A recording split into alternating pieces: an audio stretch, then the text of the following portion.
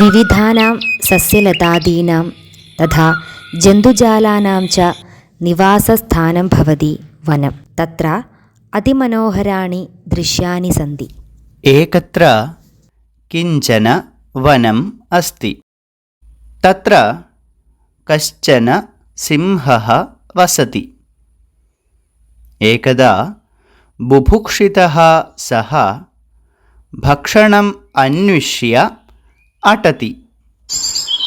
सः एकां गुहां पश्यति।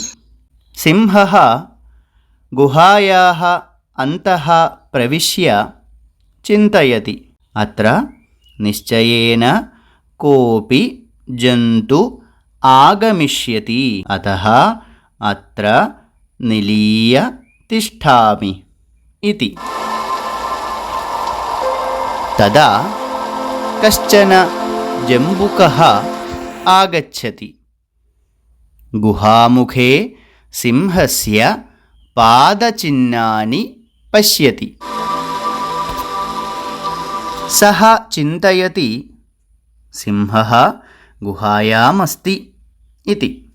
तत् परीक्षितुं सः जम्बुकः उच्चैः गुहां पृच्छति, भो गुहे आगतः अहम्, त्वं कुतः न प्रतिवदसि?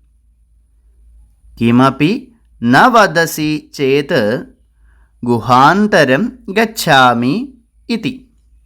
तदा सिंहः चिन्तयति, एषा गुहा प्रतिदिनं तस्मै प्रत्युत्तरं ददाति इति। सः उच्चैः गर्जति। सिंहगर्जनं श्रुत्वा जम्बुकः ततः धावति।